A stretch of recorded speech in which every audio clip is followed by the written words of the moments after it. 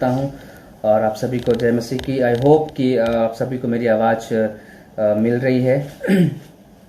इससे पहले कि हम वचन में जाएं, मैं फिर से एक बार धन्यवाद देना चाहता हूं, खास करके बेथलफुल गॉस्पल चर्च के लिए जो बनारस में है, और पास्टर एंडी थॉमस के लिए जिन्होंने कि मुझे अवसर दिया ताकि हम प्रभु के वचन को, जो प्रभु मेरे द्वारा बात करना चाहता है, अपने लोगों तक अपने वचन को पहुंचाना चाहता है, प्रभु से बात करने पाए। इसलिए प्रभु को मैं धन्यवाद देता हूं।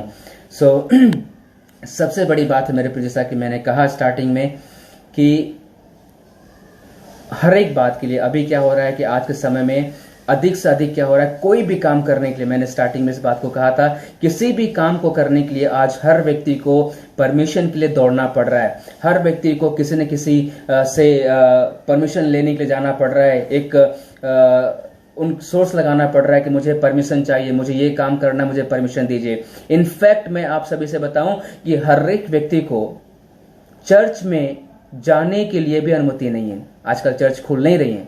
इसका मतलब यही है कि मेरे प्रियो, बिल्डिंग कुछ नहीं कर सकती है।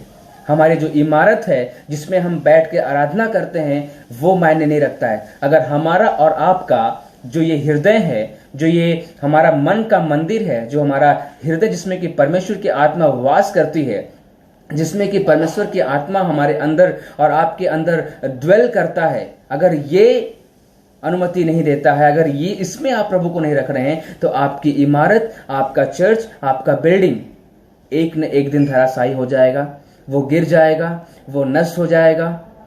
लेकिन इस मंदिर को, इस हृदय को, इस चर्च को, कलीसिया का मतलब, आज सारी कलीसियाएं बंद हैं, आज सारे चर्चेस बंद हैं, बिल्डिंग में तालाएं लगी हुई हैं। लेकिन मेरे प्रियो, मैं चाहता हूं इस बात को परमेश्वर की आत्मा आज कहना चाहता है, बिल्डिंग में ताला लगने दीजिए, इमारतें बंद रहने दीजिए, कोई बात नहीं है, लेकिन अपने हृदय को, अपने हृदय में आप ताला लगने ना दीजिए।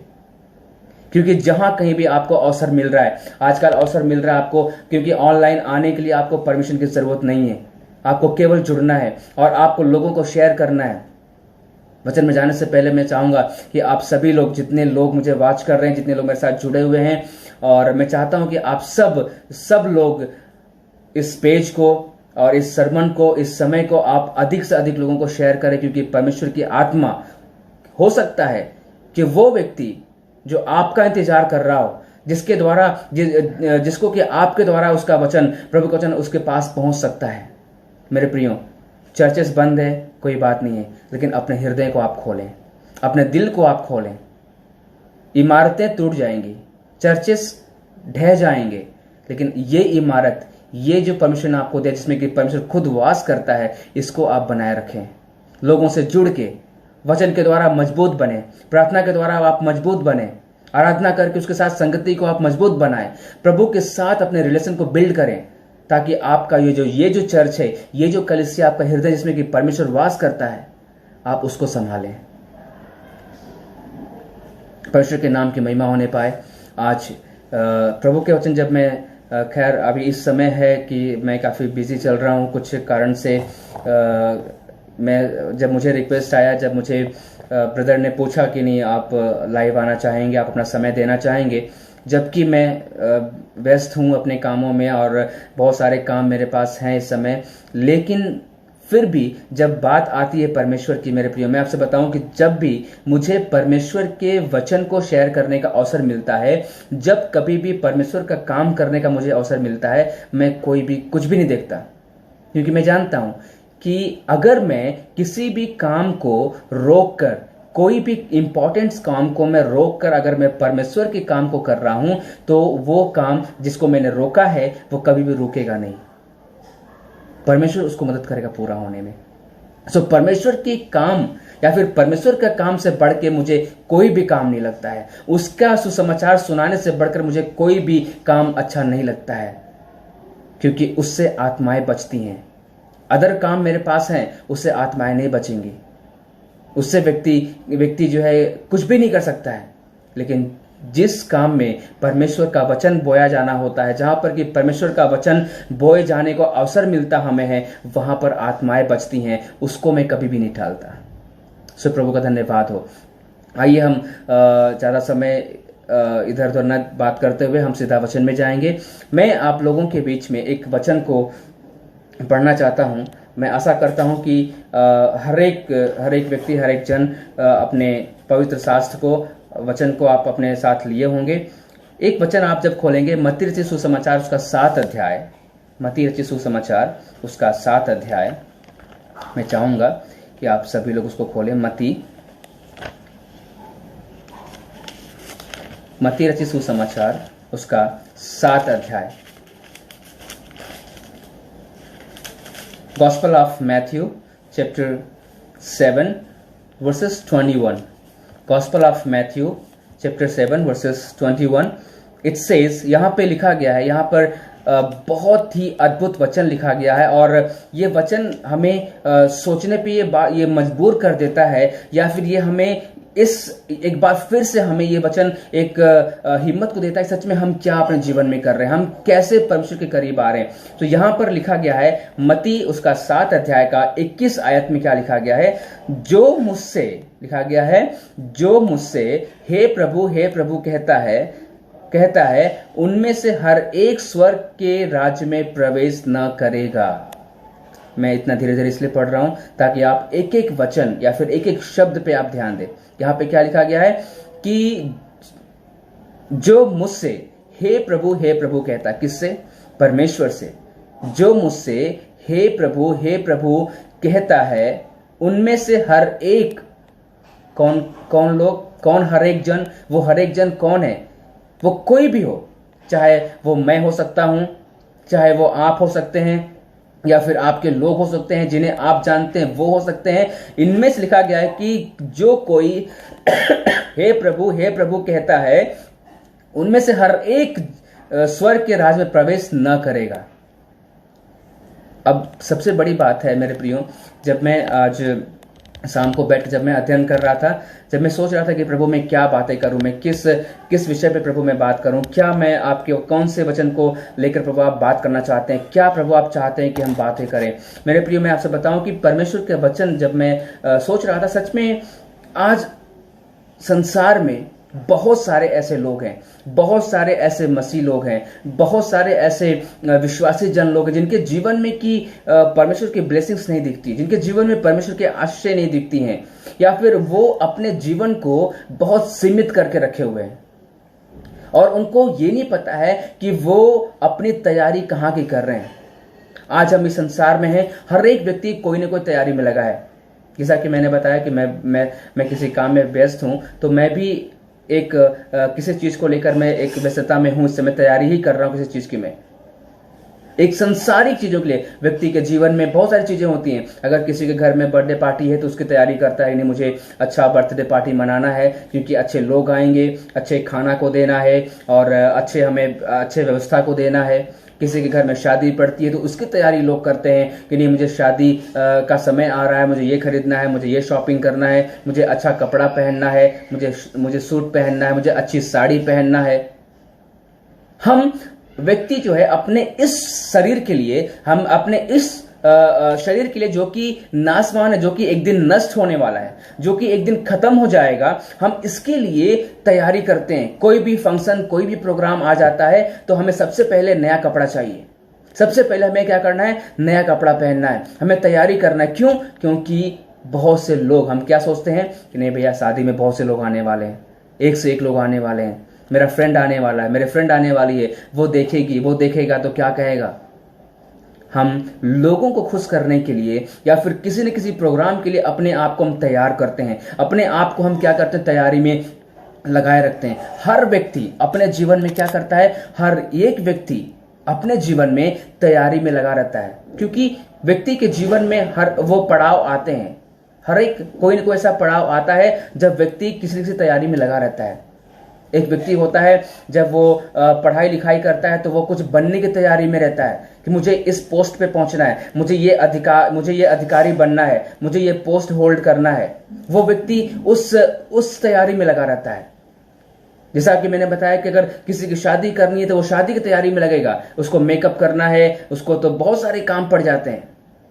लेकिन मैं आपसे बताऊं मेरे प्रियो, ये सारा तैयारी, चाहे हम अच्छे कपड़े की तैयारी कर रहे हों, चाहे हम मेकअप की तैयारी कर रहे हों, चाहे हम अपने इस शरीर को सजाने की तैयारी कर रहे हों, हम अपने संसारिक जीवन को सजाने की तैयारी कर रहे हों, लेकिन अगर आपका हमारा आत्मिक जीवन तैयार नहीं हो रहा है, अगर हमारा और आपका आत्मिक जीवन का लेवल, अगर उसका स्तर नहीं बढ़ पा रहा है, क्योंकि हम अपने शारीरिक और संसारिक जीवन में क्या करते हैं, दिन पर दिन बढ़ते रहते हैं, एक एक स्तर। कभी क्योंकि होता है, एक व्यक्ति गरीब रहता है, जब वो पढ़ाई करता है तो वो अच्छी नौकरी पाता है, पैसा कमाता है, फिर वो धीरे धीरे अच्छे घर में जाता है, वो कार लेता है, वो अच्छे अच्छे शौक पूरा करता है, अच्छे अच्छे वो हर उन चीजों को वो इंजॉय करता है जो उसको जरूरत पड़ती है। लेकिन आत्मिक जीवन की तैयारी में कोई भी नहीं लगा है, आत्मिक जीवन की तैयारी में कोई भी नहीं लगता है, क्योंकि हर एक मसीही जन इस बात को जानता है। हम में से हर एक जन, मेरे प्रियो, मैं आपसे बातें कर रहा हूं, बहुत आत्मा आपसे बातें कर रही है, मैं आपसे बातें करना चाहता हूं मेरे प्रियो। जितने लोग मेरे साथ जुड़े हैं, मैं आपसे पूछना चाहता हूं, मैं आपसे आपके सामने इस बात को रखना चाहता हूं। आपके संसारिक जीवन की तैयारी भले चल रही हो, आप अपने संसारिक जीवन को बहुत अच्छे से तैयार करने में लगे होंगे। हो सकता है कि आप अपने हर उन जरूरतों को पूरा करते होंगे, अपने अच्छे से अच्छा कपड़ा पहनने के लिए, अच्छा से अच्छा खाना खाने की तैयारी आप कर रहे होंगे। लेकिन क्या हमारा और आपका अंत पता है? क्या हम और आप अपने जीवन के अंत को जानते हैं मेरे प्रियो? वो क्या है, वो कहां जा रहा है? मैं आपसे बातें करना चाहता हूं मेरे प्रियो। आप कितने भी अपने ऐशो आराम को पूरा कर लें, आप कितने भी तैयारी अपने शारीरिक जीवन में आप कर लें, लेकिन ये शरीर है, ये यहीं का यहीं मिट जाएगा, ये स्वर्ग राज में नहीं जाएगा। अगर जाएगा कुछ भी तो वो हमारी और आपकी आत्मा, जिसे कि परमेश्वर ने हमारे शरीर में दिया है, वो जाएगा। क्या हम अपनी आत्मा की तैयारी में लगे हुए हैं? क्योंकि यहां पर लिखा गया है, यहां पे साफ साफ आज हमें और आपको अपने आप को परखने की जरूरत है। मैं इस बात को कहना चाहता हूं कि आज मैं और आप अपने आप को परखें। इस बात को हम परखना चाहते हैं, मैं परखना चाहता हूं इस बात को कि वचन में साफ साफ लिखा गया है कि जो मुझसे हे प्रभु कहता है, कोई भी हो, वो व्यक्ति कोई भी हो। क्योंकि अगर मैं लाइव आके केवल अच्छा गाना गा रहा हूं, अच्छा वर्शिप कर रहा हूं, मैं बहुत अच्छा गा सकता हूं, मैं बहुत अच्छा गिटार प्ले कर ले रहा हूं, मैं बहुत अच्छा कीबोर्ड प्ले कर ले रहा हूं, मैं बहुत अच्छा ड्रम प्ले कर ले रहा हूं, मैं बहुत अच्छा वर्शिप कर रहा हूं, मैं बहुत अच्छा प्रचार भी कर ले रहा हूं, अगर ये केवल और केवल दिखावे का है तो आप और हम धोखे में चल रहे हैं मेरे प्रियो। अगर हमारा अच्छा गाना आप सोचते हैं कि वो स्वर्ग में लेके जाएगा, तो कभी लेके नहीं जाएगा। हमारा और आपका अच्छा कपड़ा पहनना स्वर्ग में लेके जाएगा, तो वो कभी नहीं लेके जाएगा। क्योंकि लिखा गया है कि यहां पर जो हे प्रभु कहते हैं, उनमें से हर एक स्वर्ग राज में प्रवेश नहीं करेगा। आज अपने आप को परखें, क्या हम हे प्रभु करने वालों में से हैं, या फिर सच में हम प्रभु को जानते हैं। हो सकता है कि आप लोग एक बात को सुने होंगे जो मैं आपसे कहने वाला हूं। किसी ने कहा है कि परमेश्वर के बारे में हम बहुत जानते हैं, परमेश्वर के बारे में हम बहुत जानते हैं, क्योंकि वचन बताता है, वचन से हम सीख रहे हैं, प्रभु के दासों से हम सीख रहे हैं, प्रचार सुनते हैं, वचन सुनते हैं, हम सब कुछ जान रहे हैं। लेकिन परमेश्वर के बारे में जानना अलग है और परमेश्वर को जानना अलग है। Knowing about God is different and knowing God is different. We know God but we don't know. We know about God but we don't know God. क्योंकि हम परमेश्वर के बारे में जानते हैं, वो चंगा करता है, वो हमें हर जरूरतों को पूरा करता है, वो बड़े काम करता है, वो आश्चर्य कर्म करता है। हम सब उसके चमत्कार को, उसके बड़े बड़े काम को जानते हैं, but we don't know God. We know about God. इस बात को आप और हम समझ रहे होंगे मेरे प्रियो। We know about God but we don't know God. हम परमेश्वर के बारे में बहुत कुछ जान चुके हैं, हम किताबें पढ़ रहे हैं, लोगों से सुन रहे हैं, बाइबल वचन को हम पढ़ रहे हैं, यूट्यूब में देख रहे हैं, फेसबुक में देख रहे हैं, but try to know God now. This is not the time to know about God, but this is the time to know God personally. Let's build your relationship with the Lord. अपने व्यक्तिगत relation को परमेश्वर के साथ आप मजबूत करें, क्योंकि this is the time to know God, not to know about God. क्योंकि ये समय हमारे और आपके लिए है कि हम परमेश्वर को जानने की कोशिश करें. परमेश्वर के बारे में आप बहुत सुन चुके हैं, हम और आप प्रभु के बारे में बहुत सुन चुके हैं. And now this is the time to know God, my dear friends. यहां पे लिखा गया है कि जो मुझसे हे प्रभु कहता है, उनमें से हर एक स्वर्ग के राज्य में प्रवेश न करेगा, परंतु वही जो मेरे स्वर्गीय पिता के इच्छा पर चलता है. सेकेंड लाइन में क्या लिखा गया है? परंतु वही जो मेरे स्वर्गीय पिता के इच्छा पे चलता है. नाउ अभी मैं आपसे बात करना चाहता हूं. सेकेंड लाइन, फर्स्ट लाइन में लिखा है कि हे प्रभु करने वाले स्वर्ग राज्य में नहीं जाएंगे. इट मीन्स कि हर प्रकार के लोग इस दुनिया में हैं. बहुत सारे ऐसे लोग हैं, हो सकता है कि बहुत अच्छी आराधना कर रहे हो सकता है कि बहुत अच्छा प्रचार कर रहे हो, उनका प्रचार ही अच्छा होगा, उनकी आराधना अच्छी होगी, लेकिन उनका जो है आत्मा तैयार नहीं स्वर्ग में जाने के लिए.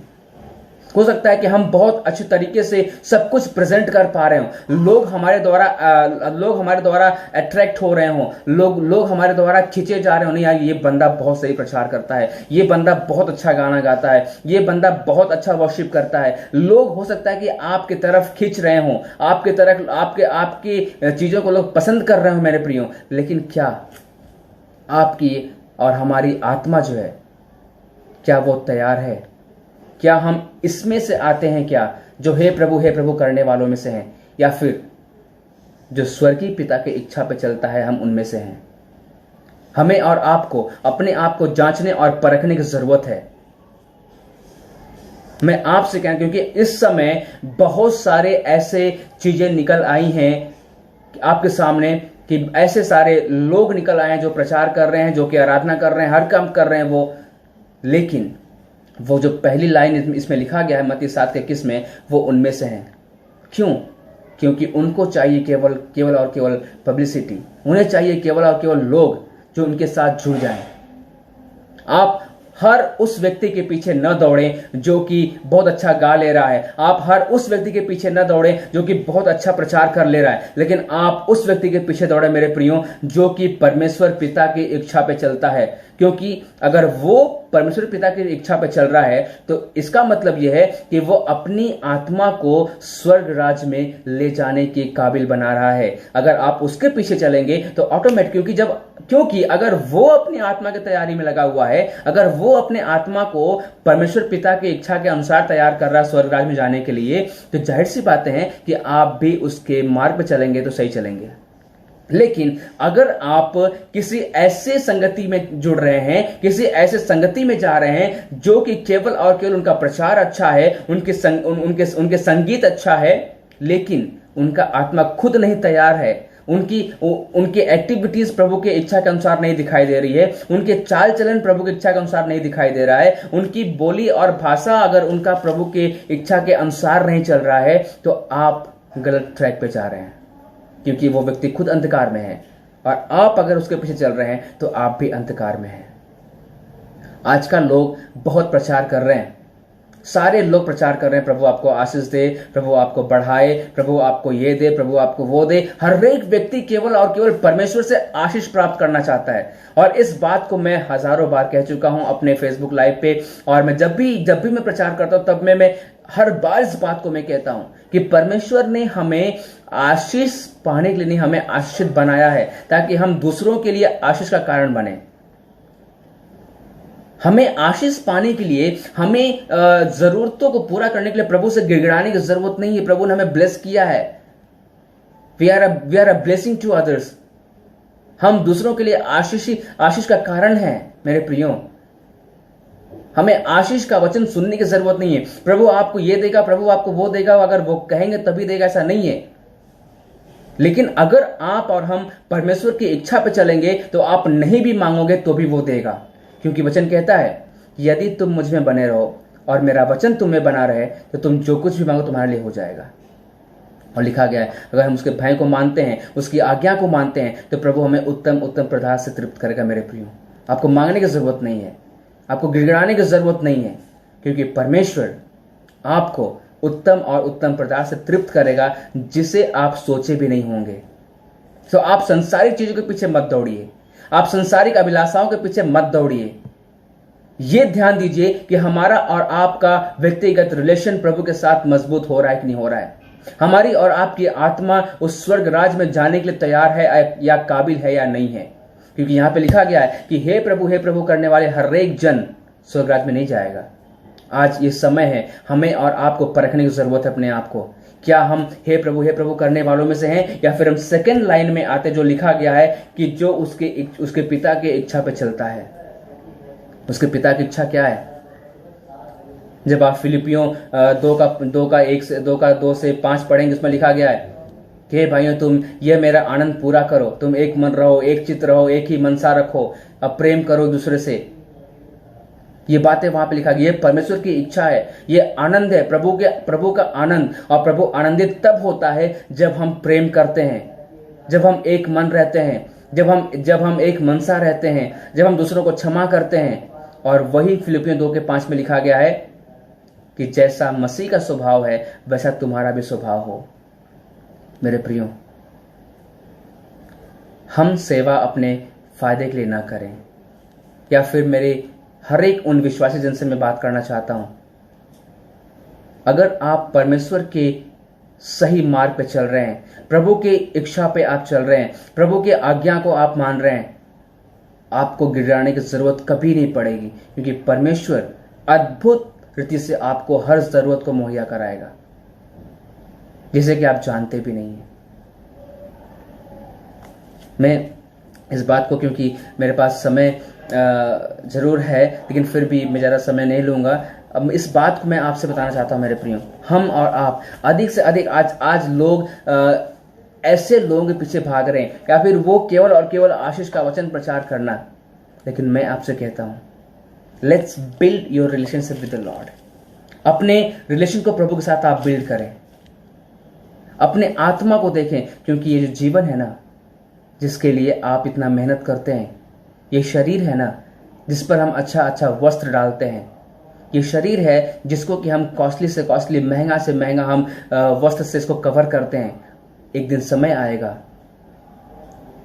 जब ये खत्म हो जाएगा, जब हम मृत्यु हो जाएगी हमारी, तो ये शरीर को महंगे वस्त्र की जरूरत नहीं पड़ेगी। इनफैक्ट ये बिना वस्त्र का चला जाएगा, कोई वस्त्र की जरूरत नहीं पड़ेगी। आप जब तक जिंदा हैं तब तक आप अपने शरीर को महंगे से महंगे या फिर ब्रांडेड कपड़े से आप पहन सकते हैं। जब तक आप जीवित हैं तब तक आप हो सकता है कि अपने इस शरीर को महंगे से महंगा या फिर ब्रांडेड कपड़ा पहन सकते हैं। लेकिन मेरे प्रियो, मैं आपसे बताऊं कि मरने के बाद इस शरीर को नहीं पता कि आप कौन सा ब्रांड पहन रहे हैं, क्योंकि ये शरीर, ये हमारा और आपका जीवन केवल और केवल 70, 80 साल और 90 साल, बहुत होगा 100 साल हम जीवित रहेंगे। लेकिन ये शरीर हमारा और आपका एक न एक दिन इसका अंत होने वाला है। सो आप और हम तैयारी किसकी कर रहे हैं? हम अच्छा मकान बनवाते हैं, हम अच्छा कपड़ा बनवाते हैं, हम सब कुछ कर रहे हैं। हम संसारिक जीवन को जीने के लिए, जिसका कि समय निर्धारित है, जो कि 60-70 साल तक केवल नियुक्त किया गया है, उसके लिए हम इतना पैसा खर्चा करते हैं, इतना तैयारी करते हैं। लेकिन उस अनंत काल के लिए, उस अनंत जीवन के लिए हम क्या तैयारी कर रहे हैं? क्या हम केवल और केवल हे प्रभु कर रहे हैं? तो आप सावधान हो जाएं।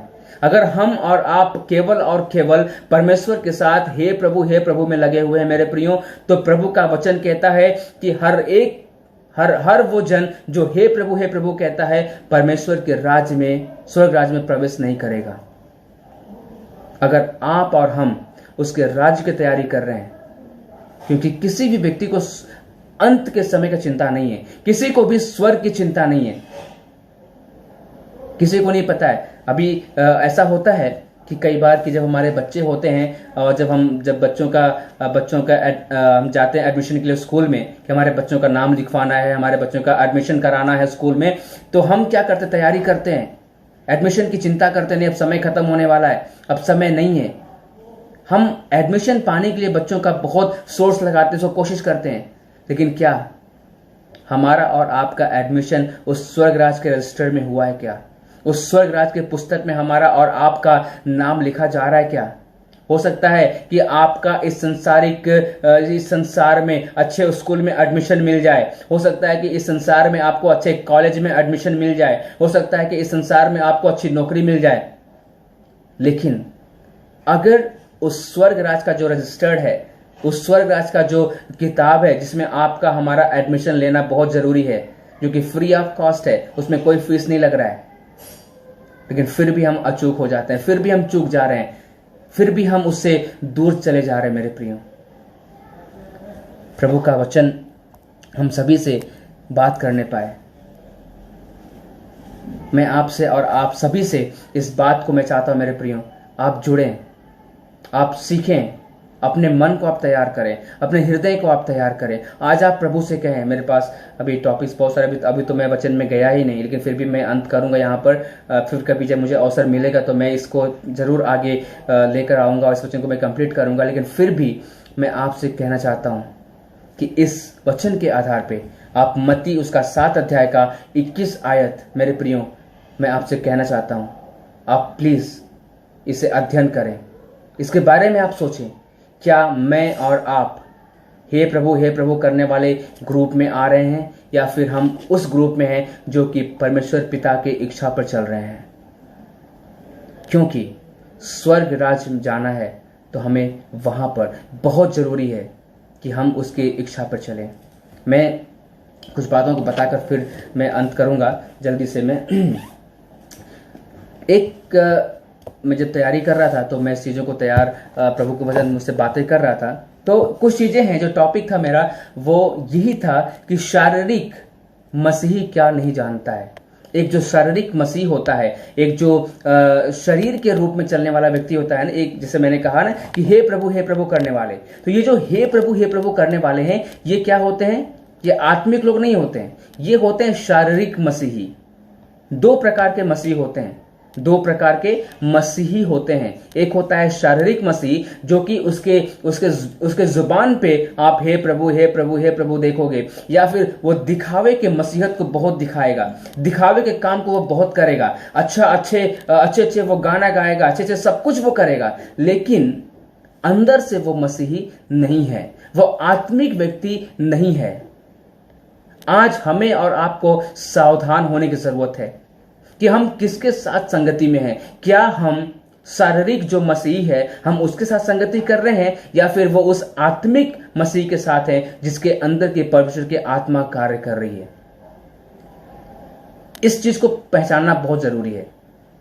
आज इसीलिए बहुत सारे ऐसे मसीही लोग, पास्टर भी परेशान है और उसके विश्वासी भी परेशान है। क्यों? क्योंकि वो एक शारीरिक मसीह होने के नाते उसकी मसीहत केवल ऊपरी मसीहत है और वो उसकी आत्मिक मसीहत नहीं है, इसलिए वो भी परेशान है और उसके जन जो उसको फॉलो करते हैं, उसके जन जो उसके साथ चल रहे हैं, वो भी परेशान है। तो ये हमें जानने की जरूरत है कि हम किसके पीछे चल रहे हैं। क्या हम शारीरिक मसीह हैं या फिर आत्मिक मसीह हैं? शारीरिक मसीह क्या क्या नहीं जानता, आपको पता है? उसको अपने जीवन की सीमा, पहला पॉइंट है, शारीरिक मसीह जो है वो क्या नहीं जानता है? जीवन की सीमा को वो नहीं जानता है। वो उससे कोई मतलब नहीं है, उसको कोई भी चिंता नहीं है कि नहीं मेरा शरीर, मेरा जीवन अंत होने वाला है, मेरे जीवन का अंत होने वाला है, उसको कोई चिंता नहीं होती है। वो अपने मन मर्जी करेंगे। उनको खूब अगर बहुत सारे लोग ऐसे हैं, मैं मसीह की बात नहीं कर रहा, बहुत सारे लोग मसीह भी हैं और ऐसे लोग भी हैं जो कि बहुत रंगीले मसीह भी होते हैं। बहुत रंगीले मसीह भी हैं। रंगीन मसीह आप समझ रहे होंगे, एक सादा मसीह, एक रंगीन मसीह भी होते हैं, जिनको कि उनके जीवन की सीमा उनको पता नहीं है। वो अच्छे से शराब पिएंगे, अच्छे से दारू पिएंगे वो, क्योंकि उन्हें लगता है यार अभी बहुत समय है प्रभु के आने में, अभी बहुत समय है, प्रभु तो अभी आया नहीं है, अभी मेरे पास जीवन है, मैं माफी मांग लूंगा, मैं क्षमा मांग लूंगा, प्रभु मुझे माफ कर देगा। उनको जीवन की जो सीमा है उसको पता नहीं है। वो बहुत निश्चिंत रहते हैं। हर प्रकार का वो शराब पिएंगे, सिगरेट पिएंगे, हर प्रकार के नशीली वस्तुओं में शामिल रहेंगे, हर प्रकार के वो व्यभिचार में शामिल रहेंगे, हर प्रकार के वो गंदे काम में शामिल रहेंगे। क्यों? क्योंकि उनको जीवन की सीमा का पता नहीं है, वो नहीं जानते। जो शारीरिक मसीह होते हैं उनको जीवन की चिंता नहीं होती मेरे प्रियो। इस बात को आप नोट कर लें। पहला पॉइंट मैंने बताया आपको, जो मेरा हेडिंग वो क्या है, शारीरिक मसीह क्या नहीं जानता है। तो क्या नहीं जानता है, पहला पॉइंट क्या है, वो जीवन की सीमा को नहीं जानता है, इसलिए वो अपने मन में मनमानी करता है, अपने जीवन में वो मनमानी करता है, जो मन करता है वो करता है। वो हर प्रकार का पाप करेगा, व्यभिचार करेगा, हर प्रकार के नशे में वो लिप्त रहेगा। उसको जीवन का कोई भी मतलब नहीं है, हर काम में पड़ा रहता है। वो उसको लगता है कि नहीं, प्रभु का आने का समय अभी नहीं हुआ है, मैं माफी मांग लूंगा। ये पहली पॉइंट है। इसको जब आप पढ़ेंगे, यशायाह उसका 8 अध्याय का 9 में जब आप पढ़ेंगे तो आपको मालूम चलेगा। मैं आपके लिए इसको पढ़ दे रहा हूं। यशायाह उसका 8 अध्याय का 9 में क्या लिखा गया है, यशायाह उसका 8 अध्याय का 9 में लिखा गया है कि यहाँ पर लिखा गया है, हे लोगों, हल्ला करो तो करो, परंतु तुम्हारा सत्यानाश हो जाएगा। हे पृथ्वी के दूर दूर देश के सब लोगों, कान लगाकर सुनो, अपनी अपनी कमर कसो तो कसो, परंतु तुम्हारे टुकड़े टुकड़े किए जाएंगे। अपनी कमर कसो तो कसो, परंतु तुम्हारा सत्यानाश हो जाएगा। यशायाह उसका 8 अध्याय का 9 आयत में इस बात को लिखा गया है। मैं आज उन सारे मसीह जन से बात करना चाहता हूं। मैं आज उन सारे लोगों से बात करना चाहता हूं जो कि केवल जो कि शारीरिक मसीही जीवन जी रहे हैं, जो कि केवल ऊपरी और दिखावे का मसीहत जीवन जी रहे हैं आप। पर अगर आपको लगता है कि प्रभु का आने का समय अभी बहुत नजदीक नहीं है, प्रभु अभी बाद में आएगा, मैं बाद में क्षमा मांग लूंगा, मैं बाद में माफी मांग लूंगा, मैं आपसे कहना चाहता हूं, यहाँ पे लिखा गया है, यशायाह उसका 8 अध्याय के 9 आयत में लिखा गया है कि हे लोगों, हल्ला करो तो करो। कितना भी हल्ला करोगे कोई बात नहीं है, कितना भी आप चिल्ला लो कोई बात नहीं है, हल्ला करो तो करो, परंतु तुम्हारा सत्यानाश हो जाएगा। आप सावधान रहें। हमें और आपको सावधान होने की जरूरत है। कितना भी हम हल्ला करेंगे, लेकिन प्रभु का वचन कहता है कि तुम सत्यानाश हो जाओगे। अगर प्रभु की चीजें समय आ गया तो आप अपने आप को कुछ भी कर लो, आप बचोगे नहीं। फिर उसके बाद लिखा गया है कि हे पृथ्वी के दूर दूर देश के सब लोगों, कान लगाकर सुनो, अपनी अपनी कमर कसो तो कसो। अपनी अपनी कमर तुम्हें कसना चाहते हो तो कस लो, कोई दिक्कत नहीं है, लेकिन फिर भी तुम्हारे टुकड़े टुकड़े हो जाएंगे, तुम्हारा जीवन सत्यानाश हो जाएगा। सावधान हो जाएं, हम और आप सावधान हो जाएं। अगर हमारा और आपका जीवन हे प्रभु करने वालों में से है मेरे प्रियो, तो मैं आपसे बातें कर रहा हूं। अपने जीवन को आप अभी सावधान कर लें, क्योंकि लिखा गया वचन में कि वो हर व्यक्ति स्वर्ग राज में प्रवेश नहीं करेगा। अगर आप चाहते हैं कि उस नरक के आग का मजा लेना चाहते हैं तो कोई बात नहीं। अगर आप चाहते हैं कि नहीं, मैं स्वर्गीय जीवन तो बहुत अच्छा जी लिया मैंने और प्रभु थोड़ा सा मैं नरक की आग का मजा लेना चाहता हूं, तो आप जा सकते हैं, कोई दिक्कत नहीं है। अगर आपको लगता है कि नहीं यार, मैंने आज तक कभी भी नरक नहीं देखा है, स्वर्ग तो मैं देख ही रहा हूं, तो कोई बात नहीं है, आप फ्री हैं जाने के लिए। लेकिन आपसे मैं कहना चाहता हूं, अपने आप को सावधान आप कर लें। और दूसरी बात, जो दूसरा पॉइंट है वो ये है कि भविष्य के भेद को वो नहीं जानते। दूसरा पॉइंट क्या है, वो भविष्य के भेद को नहीं जानते हैं। मैंने पहला पॉइंट क्या बताया, पहला पॉइंट ये था कि वो अपने जीवन की सीमा को नहीं जानते हैं, यशायाह उसका 8 अध्याय का 9 आयत। और जो दूसरा पॉइंट है वो है भविष्य का भेद, सबोपदेशक उसका 8 अध्याय का 7 आयत। सबोपदेशक उसका 8 अध्याय का 7 आयत में क्या लिखा गया, यहाँ पे लिखा गया है, वो नहीं जानता कि क्या होने वाला है और कब होगा, यह उसको कौन बता सकता है। ऐसा कोई लिखा गया। फिर देखिए यहाँ पे सबसे बड़ी बात 8 के 8 में लिखा गया है कि ऐसा कोई मनुष्य नहीं जिसका वश प्राण पर चले कि वह उसे निकलते समय रोक ले, और न कोई मृत्यु के दिन पर अधिकारी होता है, और न उसे लड़ाई से छुट्टी मिल सकती है। मेरे प्रियो, कितना अद्भुत वचन परमेश्वर ने दिया है। हमें और आपको अपने आप को परखने जाते हैं, क्योंकि यहाँ पे साफ साफ लिखा गया है, ऐसा कोई भी व्यक्ति, कोई भी मनुष्य नहीं है जिसका वश उसके प्राण पे चलता हो, या फिर उसका वश उसके मृत्यु पे हो। नहीं, अब मैं मरने वाला हूं। अगर ऐसा कोई व्यक्ति नहीं है जिसे कि डॉक्टर बोल दे कि भैया अब आप मरने वाले हो। ऐसा कोई व्यक्ति नहीं है जिसे कि डॉक्टर जवाब दे दे कि भैया आपके जीवन में केवल 7 दिन बाकी रह गए, आप 7 दिन जीवित रहोगे, फिर आप मर जाओगे। तो ऐसा कोई व्यक्ति नहीं है जो ये बोले डॉक्टर से, डॉक्टर आप कैसी बात करते हो, ये सब तो मेरे हाथ में है, मैं बच जाऊंगा, ये सब मेरे दाएं हाथ का कमाल है, आप देखो ना मैं कैसे कैसे बच जाता हूं। ऐसा कोई भी मनुष्य नहीं है। इनफैक्ट जब डॉक्टर अगर ये जवाब दे देता है कि आपका दिन कम है, तो इंसान चिंतित और परेशान हो जाता है, क्योंकि उसको पता है कि अब उसे कोई नहीं बचा सकता है। एक आशा होती है कि डॉक्टर के पास लोग जाते हैं बीमार होने के बाद, लेकिन जब डॉक्टर बोलता है कि नहीं अब मैं बचा नहीं सकता हूं, तो व्यक्ति परेशान, निराश और हताश हो जाता है। क्यों? क्योंकि उसे पता है कि अब मृत्यु से उसे कोई भी बचा नहीं सकता है। मेरे प्रियो, मृत्यु निश्चित है। अपने आप को हमें और आपको परखने की जरूरत है। हम कहां पर हैं, हम किस जगह पर हैं, हमें इस बात को जानने की जरूरत है। प्रभु का वचन जीवित कलाम है मेरे प्रियो, आपसे ये बातें करना चाहता है, आपसे बताना चाहता है मेरे प्रियो। हमें और आपको जानने की जरूरत है कि हम किस संगति में चल रहे हैं। मेरे और भी पॉइंट्स है, लेकिन मैं आगे नहीं बढ़ूंगा। 2 पॉइंट बहुत है हमारे और आपके लिए मेरे प्रियो। जो पहला पॉइंट मैंने बताया, जीवन की सीमा, यशायाह उसका 8 अध्याय का 9 आयत आप पढ़िएगा, और भविष्य का भेद लिखा गया है यशायाह उसका 8 अध्याय का स्वोपदेशक उसका 8 का 7 और 8 पढ़िएगा। आप इसको अध्ययन कीजिएगा, फिर बाद में आपको मालूम चलेगा कि हम और आप कहाँ जा रहे हैं। आप आशीषों के पीछे न दौड़ें, आप लाभ के पीछे न दौड़ें।